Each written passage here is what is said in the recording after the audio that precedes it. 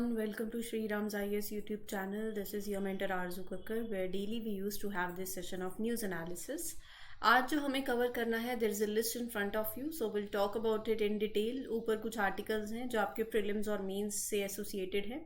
Akira ransomware, तो we'll talk about ransomware and ये ransomware क्या है, क्योंकि ये टर्म ऐसे न्यूज़ में आ गई है तो प्रीलिम्स के लिए इम्पॉर्टेंट हो जाती है. अगर आपने प्रीवियस ईयर क्वेश्चंस देखे हो, सो यूपीएससी हैज़ आस्क्ड कि this term was in news, ये क्या है, राइट? नेम क्रिप्टो करेंसी है, रैंसमवेयर है, क्या है ये? सो ऐसे क्वेश्चन यूपीएससी ने पूछे हुए हैं, सो इसीलिए थोड़ा सा ध्यान में रखेंगे इसको. Lokmanya Tilak national award important है. अब यहाँ पर नेशनल अवार्ड के बारे में जानेंगे और लोकमान्य तिलक जी के बारे में भी पढ़ेंगे. एक फ्रीडम फाइटर रहे हैं, रिफॉर्मर रहे हैं, और मॉडर्न हिस्ट्री में सबने पढ़ा ही होगा. अब जिसने नहीं पढ़ा है तो वो आज का होमवर्क भी यही है, आपको यही करना है. मॉडर्न हिस्ट्री पढ़ रहे हो, जहाँ से भी पढ़ रहे हो, तो वहाँ से थोड़ा सा इनके बारे में. मैं वैसे सारी चीज़ें आपके साथ शेयर करूँगी ही सही. His literary works as a social reformer और इनके द्वारा जो लाए गए स्कूल्स या कॉलेजेस जो भी इन्होंने सेटअप किया है being a social reformer, education sector में जो किया, तो वो डिस्कस हम वैसे यहाँ पर कर लेंगे. लेकिन आपके एंड से भी एक होती है खुद से चीज़ों को करना. स्पून फीडिंग पे कब तक रिलाई करना, थोड़ा सा खुद से भी you have to search and scroll, right? तो आई एक्सपेक्ट कि आप इसको करोगे. Then you have Sathyamangalam tiger reserve, Tamil Nadu में पड़ता है. अब तमिलनाडु में कहाँ पड़ता है, कौन से बायोस्फीयर रिजर्व के अंदर आता है, अगल बगल और कौन से टाइगर रिजर्व्स हैं, कहने का मतलब हो गया मैप बेस्ड क्वेश्चन है. मैं ये कवर करवाऊंगी, मैप भी दिखाऊंगी, लेकिन आपको भी थोड़ा सा खुद से मैप देखना पड़ेगा. तमिलनाडु घूमना है आज, तो will have a look over the other tiger reserves also. Great Barrier reef काफ़ी इंपॉर्टेंट है, और यहाँ से यूपीएससी ने कोरल्स पे ऑलरेडी सवाल पूछा हुआ है प्रीवियस ईयर पेपर में. तो मैं कोरल को बहुत ही सिंपल और इजी लैंग्वेज में पढ़ाऊंगी ताकि आपको कोरल्स भी क्लियर हो जाएं.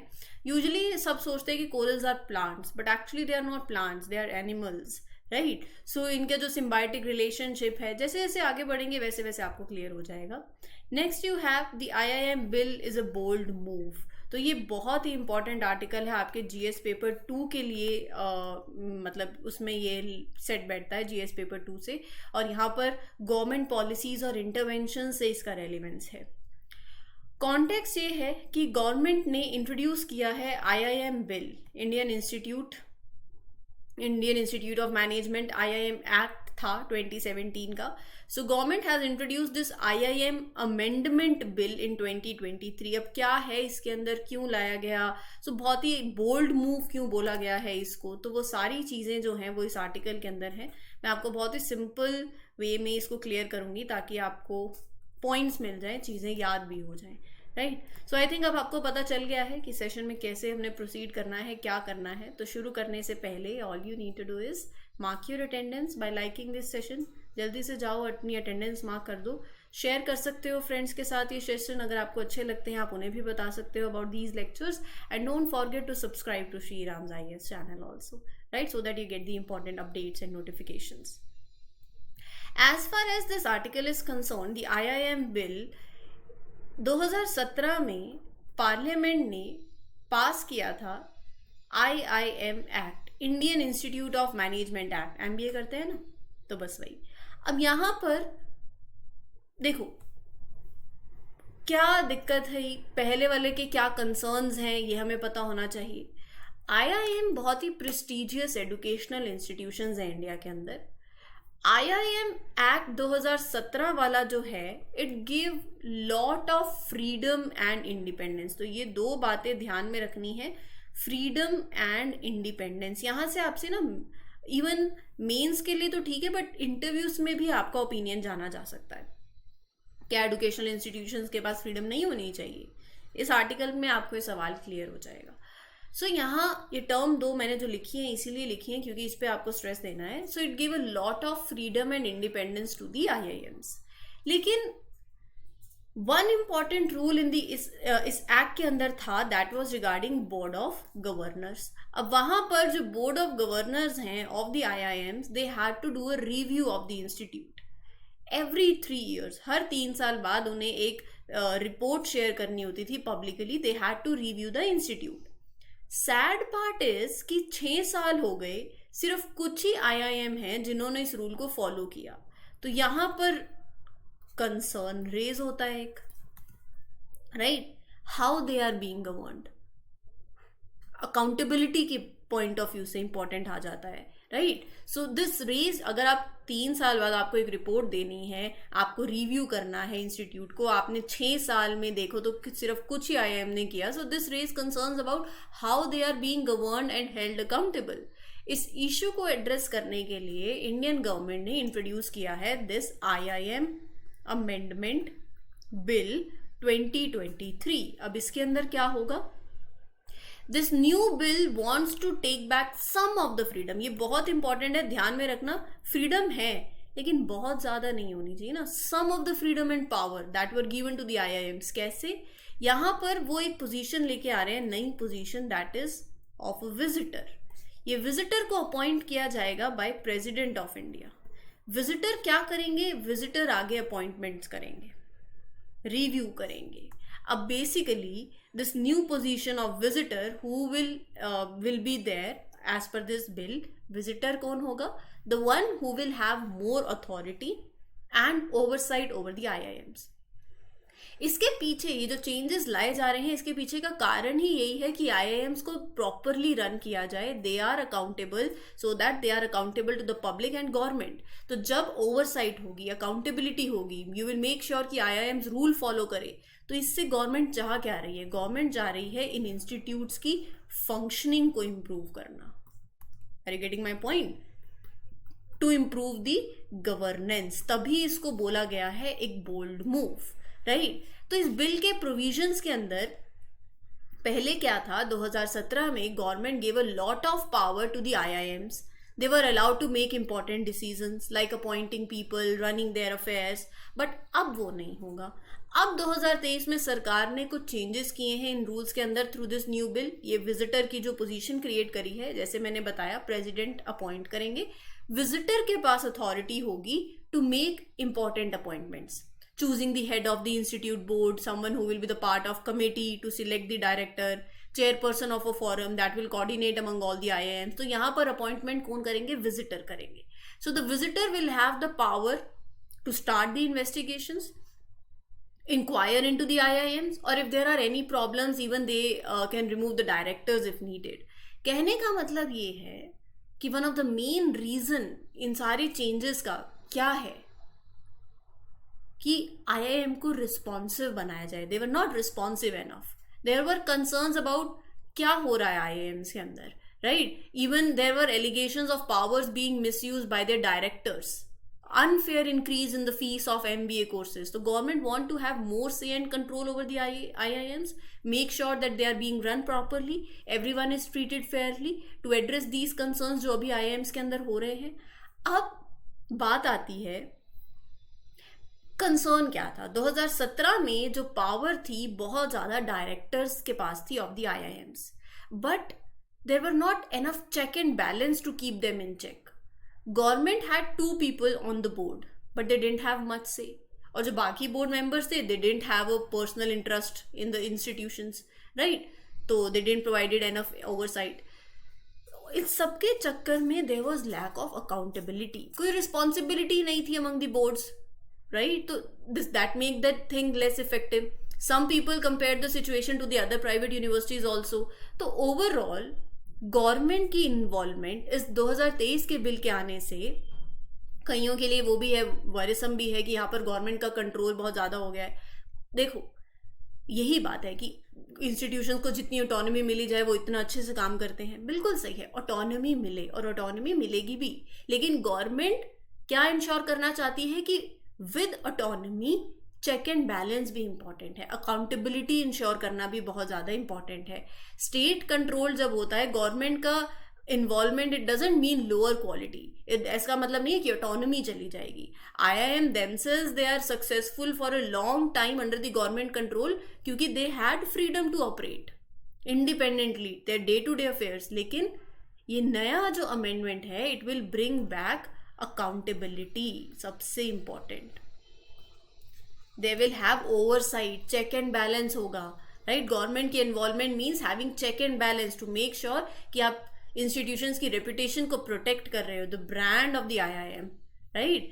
अब सी एक्सपेंडिंग जो है on the need of this accountability and governance, ये इंपॉर्टेंट है. Are you getting my point? As an autonomous body, they have this freedom. They will make their own decisions without much interference from the government. लेकिन freedom के साथ अगर आपसे सवाल पूछा जाए तो आप यही लिखो, फ्रीडम इंश्योर करना ज़रूरी है, उनको फ्रीडम देना भी ज़रूरी है, but freedom should come with responsibility and accountability. Past में बहुत से इश्यूज और कन्फ्लिक्ट्स हुए हैं with the IIMs because there're no strong system to review, to oversee their decisions. इसकी वजह से डिस्प्यूट्स भी हुए ओवर थिंग्स लाइक इंस्टीट्यूट का logo and issues related to institute's heritage, problems with how directors were running the things. तो इन सारी दिक्कतों को टू एड्रेस दीज, ये क्या हैं? ये सारे के सारे ये हैं गवर्नेंस गैप्स. इस गवर्नेंस गैप को एड्रेस करने के लिए it is good for an academic institution to have this new position like a visitor, right? To make sure things are more transparent, accountable, inquiry conduct होगी, reviews होंगे, check होगा, is everything being done properly. This is important. देखो, autonomy is good for academic institution but it should be balanced, right? So this was the whole bill. The new bill aims to fix this imbalance. How? By having the visitor. Visitor will be like a kind of watchdog who can step in when needed. Right? Clear है? So this was all. अब I think आपको ये clear हो गया. यहाँ से अगर सवाल बनता है, definitely अगर एक GS पेपर 2 में सवाल बने, डायरेक्ट बन सकता है. Discuss the implications of 2023 IIM Amendment Bill on the governance and autonomy of Indian Institute of Management. Evaluate the need for a visitor's role in restoring the accountability while maintaining institutional excellence, right? So, analyze the role and power of proposed visitor in 2023. Compare the balance between autonomy and accountability in the IIMs. So 10 marks का, 15 marks का, 150 words में लिखना. मैंने आपको बहुत से इस questions, types of question बता दिए हैं किस तरीके से फ्रेम हो सकते हैं. आपको एक मेंस का आंसर लिखना है. 2 चीज़ों की आदत डाल लो. पहली बात तो डेली एक मेंस का आंसर लिखो, जो कि बहुत इंपॉर्टेंट है. दूसरी बात, शुरू करने से पहले अगर 2024 का अटेम्प्ट देना है, अभी तक आपने अगर प्रीवियस ईयर क्वेश्चंस नहीं देखे हैं तो फिर आप बहुत बड़ी गलती कर रहे हो. जब तक आप प्रिपरेशन स्टार्ट ही तब करो जब आपने प्रीवियस ईयर क्वेश्चंस देख लिए हो कि पहले यूपीएससी ने कैसे क्वेश्चंस पूछे हुए हैं. जैसे कि रैंसमवेयर, जब पता ही नहीं है कि रैंसमवेयर से कैसे क्वेश्चन उठता है तो आप एक डायरेक्शन में पढ़ रहे होगे, यूपीएससी किसी डायरेक्शन में क्वेश्चन पूछ रही होगी. तो ये गैप आ जाएगा, वो नहीं आने देना. और तीसरी बात, सिलेबस. ये जीएस पेपर 2 के साथ लिंक करता था. कैसे पता चलता? सिलेबस. जितना सिलेबस याद होगा, पूरा रट्टा मार लो जीएस पेपर 1 से लेके जीएस पेपर 4 का सारा सिलेबस. तो ये 2 चीज़ें पहले करनी है. फिर जब प्रिपरेशन में मैदान में कूद जाओ तो डेली अभी एक मेंस का आंसर लिखो. एटलीस्ट एक तो लिखो ही लिखो. जो डेली हम एक आर्टिकल कवर करते हैं उसका एक आंसर अपनी लैंग्वेज में, अपने टर्म्स में लिखो. शुरू में टेढ़ा मेढ़ा टूटा फूटा आंसर लिखोगे, कोई बात नहीं, बट धीरे धीरे आदत बढ़ती जाएगी और चीज़ें लाइन में आती जाएंगी. बट शुरू कहीं से स्टार्ट तो करना पड़ेगा. Make sure that you start writing the answers from now onwards. ठीक है. अगला जो आर्टिकल है that is regarding computer emergency response team of India is issued N alert for ransomware called Akira. Ransomware क्या है? It is a malware. आपके computer system में जो फाइल्स हैं वो लॉक हो जाएंगी, आप उनको एक्सेस नहीं कर पाओगे. फाइल्स इनक्रिप्ट हो गई हैं, अब ताले की चाबी चाहिए, ताले को खोलना है. अब वो चाबी के लिए, डिक्रिप्शन की के लिए सामने वाला बंदा आपसे फिरौती मांगेगा, पैसे मांगेगा. That is demanding a ransom payment. आपका कंप्यूटर लॉक हो गया, आप कोई फाइल नहीं एक्सेस कर सकते हो, right? So that is where a ransomware attack is. अब उन फाइल्स को खोलने के लिए वापस से you need to pay ransom payment they will be demanding. That is ransomware, right? Type of malware. तो ऑब्वियसली ये चीज़ें इम्पैक्ट करती हैं जो क्रूशल सर्विसेज होती हैं और जो हम देते हैं उस पर इम्पैक्ट डालती हैं. और it cause damage to various organisations. अब यूजर्स कैसे प्रोटेक्ट कर सकते हैं अपने आप को against the ransomware? What they should do? Basic internet hygiene, फालतू की चीज़ें डाउनलोड नहीं करनी। जब डाउनलोड कर रहे हो तो इंश्योर करो कि सेफ फाइल्स हो, राइट, टू इंश्योर कि मतलब there is security against ransomware. Up to date रहो, बैकअप, ऑफलाइन बैकअप्स होने चाहिए आपके पास। सो ये सारी चीज़ें जो है you need to make sure कि you are updated regularly with your operating system, networks, right, they are being updated.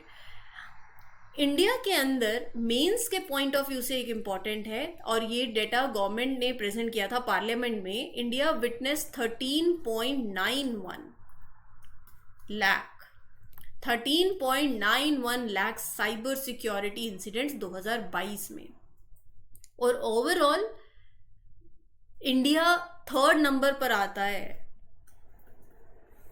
In the world being victimised by the cyber crimes. तो ये सारी बातें आप लिख सकते हो अपने आंसर्स में। और at present India does not have any dedicated law that is related to cyber security law. कोई भी डेडिकेटेड साइबर सिक्योरिटी लॉ नहीं है, डेडिकेटेड नहीं है। हाउएवर साइबर सिक्योरिटी के रिगार्डिंग लॉ, जैसे आईटी एक्ट हो गया, जैसे नेशनल साइबर सिक्योरिटी पॉलिसी हो गई, बट कोई डेडिकेटेड साइबर सिक्योरिटी लॉ नहीं है। और जो इंस्टीट्यूशंस इन्वॉल्व हैं in cyber security in India, जैसे कि Indian computer emergency response team, Indian cyber crime coordination centre, national cyber crime reporting portal, so these all are the institutions that are involved. अब यहाँ पर ये जो Akira ransomware है, ये एक रैंसमवेयर ही है, डेटा को इंक्रिप्ट करता है एंड और यहाँ पर ऑब्वियसली जैसे रैंसमवेयर काम करता है, they will delete, they will demand ransom, right, payment, तो वो पहले आपको देनी पड़ेगी, तभी जो है आपको आपकी फाइल मिलेगी। कैसे पता चलेगा कि रैंसमवेयर अटैक है? ये भी इंपॉर्टेंट है, कैसे पता चलेगा कि एक रैंसमवेयर अटैक है? यहाँ पर when Akira attacks a computer, it encrypts the file, makes them unreadable, inaccessible, files lock हो जाती हैं। Akira asks for a ransom, और यहाँ पर जो फाइल लॉक होती है ना, वहाँ पर उसकी एक्सटेंशन देखोगे इनक्रिप्टेड फाइल की, वो होती है .akira एक्सटेंशन से। तो ये पता चलता है यहाँ से। तो this ransomware group has already attacked many victims. US के अंदर भी they are known for being skilled at targeting and attacking the computers, right. So this is what it is. अब यहाँ पर it uses VPN services also, specially when users have not enabled 2-factor authentication. ये आपकी Windows system, Linux पे it can attack, किसी पे भी, right. So this was it. बहुत ही सुंदर सी पिक्चर लग रही है, ये कलर्स दिख रहे हैं बहुत सुंदर सुंदर। क्या है ये? कोरल्स। ये क्या है? फिशेस। ये कोरल्स को कलर कैसे मिलता है? क्या ये प्लांट्स हैं? नहीं। कहाँ मिलती हैं? ग्रेट बैरियर रीफ, ऑस्ट्रेलिया की, यूनेस्को की वर्ल्ड हेरिटेज साइट में, लेकिन अभी खतरे में है। क्यों? वर्ल्ड का बिगेस्ट कोरल रीफ सिस्टम है ये, under threat because of pollution, because of warming of ocean. अब थोड़ा सा पढ़ते हैं ग्रेट बैरियर रीफ के बारे में। ऑस्ट्रेलिया में के आसपास आपको ये देखने को मिलेगी। It lies in the Pacific Ocean of the north eastern coast of Queensland, Australia, in the coral sea. World का लॉन्गेस्ट और लार्जेस्ट कोरल रीफ सिस्टम है जो खतरे में है। एक शुरू होता है एक मतलब अगर आप देखो तो इसकी डिस्टेंस जो है दैट इज 2000 किलोमीटर। बहुत मतलब it is like you are stretching 2000 kilometre. It's like going from one end of a big country to another, right. So the reefs are made up of 1000 of individual reefs. You will see 2500 individual reefs of varying size and shapes over 900 islands. UNESCO world heritage site के अंदर designated 1981 में। Much of it is in marine protected area. It is managed by Great Barrier Reef Marine Park Authority of Australia. It is home to 1500 species of fish, around 600 different coral species. Coral क्या है? Marine invertebrate. Invertebrate क्या होता है? What do you mean by invertebrate? एक एक term clear होनी चाहिए। Animals that does not have backbone, vertebral column, right? And they belong to which family? Phylum Cnidaria. अब कोरल क्या है ना, जैसे जो यंग वंस हैं ऐसे लगा लो, सो दे रेप्लिकेट, जैसे जैसे बड़े होते हैं ना ऐसे लगा लो, they grow copies of itself, right? They exist in a colony, they form a colony, right? Coral exist as individual polyps, and these most polyps, they live in a group, thousands and thousands of genetically identical polyps, they form a colony. जैसे आपको ये दिख रहा है ना, ये picture में देखो, right? So they form a colony. अब क्या होता है, इनका घर वो बना है, ऐसे लगा लो, मैं आपको बहुत ही सिंपल टर्म्स में बता रही हूँ, एक बेसिक तरीके से. These polyps secrete a hard external skeleton made of calcium carbonate. अब आप ऐसे लगा लो कि कोरल स्ट्रक्चर के अंदर जो कोरल्स होते हैं, इनका जो घर है, they are having a very, मतलब a house that is made by them. कैसे? Through this calcium carbonate, right? So this is what that, मतलब जो इनका जो घर है, that is hard, that is very strong, that is made up of calcium carbonate. और ये घर जो है इनको फायदा देता है. क्यों? क्योंकि फिर ये क्या करते हैं, ये सिम्बायोटिक रिलेशनशिप में रहते हैं. किसके साथ? जूजेंथली एल्गी के साथ. ये एल्गी क्या करती है? ये एल्गी इन कोरल टिश्यूज को एसेंशियल न्यूट्रिएंट्स देती है, photosynthesis.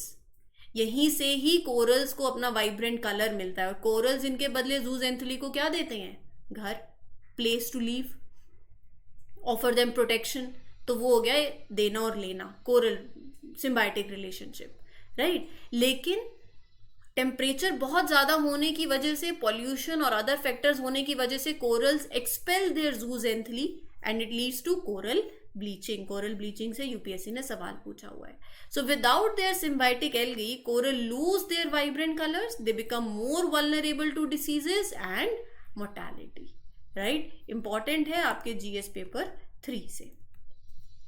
Next is Sathyamangalam tiger reserve. Tamil Nadu में चलते हैं.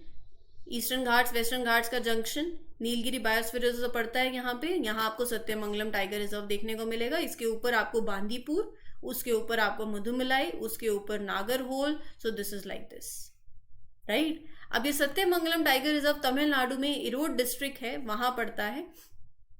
ईस्टर्न और वेस्टर्न घाट्स के जंक्शन पे नीलगिरी बायोस्फीयर रिजर्व में. यूपीएससी पूछ लेगी नीलगिरी बायोस्फीयर रिजर्व में कौन कौन से टाइगर रिजर्व आते हैं, ऐसे पूछा हुआ है ऑलरेडी.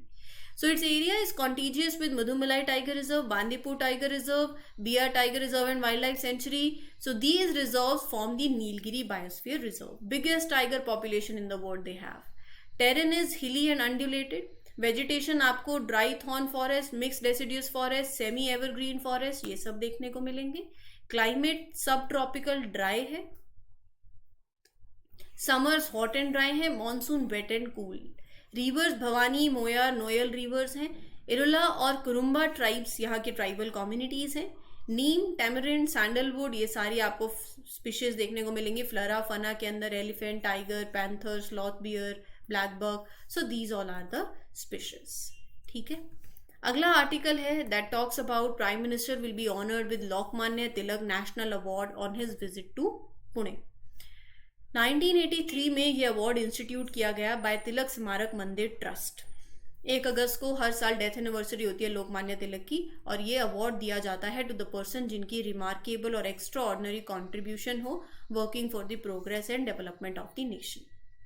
लोकमान्य तिलक कौन थे? बाल गंगाधर तिलक, लोकमान्य तिलक के नाम से जिन्हें जाना जाता था, एक Indian nationalist, freedom fighter, social reformer, political leader. इन्होंने इंडियन नेशनल कांग्रेस पार्टी को 1890 में ज्वाइन किया था. इन्हें father of Indian unrest British government termed him as. Swaraj is my birth right and I shall have it, he is known for this slogan. All India home rule league, he also helped found that. तो इन्होंने जो home rule league थी start करी थी Maharashtra, central provinces and Karnataka and Berar region में, और बाकी जगह पे Annie Besant was active in the rest part of India. इनके लिटरेरी वर्क्स में he used his newspaper Kesari Marathi के अंदर और Maratha in English. The arctic home in Vedas इनके लिटरेरी वर्क में से एक. श्रीमद् भागवत गीता रहस्य अगर पूछ लिया जाए, इनके लिटरेरी वर्क्स किसके हैं? ये लोकमान्य तिलक जी के. डेक्कन एजुकेशन सोसाइटी पुणे में 1884 में इन्होंने एस्टैब्लिश करी. The society founded Fergusson college, जहां पर he taught mathematics and new English school. Social reformer रहे हैं. अनटचेबिलिटी, चाइल्ड मैरिज जैसे सोशल इविल्स पे he supported the eradication of them. Women education को प्रमोट किया. लाल बाल पाल इनके पॉलिटिकल कंपेनियंस बिपिन चंद्र पाल, लाला लाजपत राय और बाल Gangadhar Tilak. Imprisonment, yes, he was arrested for sedition on multiple occasions, and during which he wrote this famous book Gita Rahasya. 1916 में he concluded the Lucknow Pact with Muhammad Ali Jinnah, which provided for Hindu-Muslim unity in the nationalist struggle. ये था आज का session. उम्मीद करती हूँ आपको अच्छा लगा हो. ऐसी और वीडियोस के लिए all you need to do is like, share and subscribe to Shriram's IAS channel. This is your mentor Arzu Kakkar signing off for today. We'll meet you tomorrow with other important articles. Till then, take care everyone. Good luck, good wishes. Happy learning. All the best. Thank you.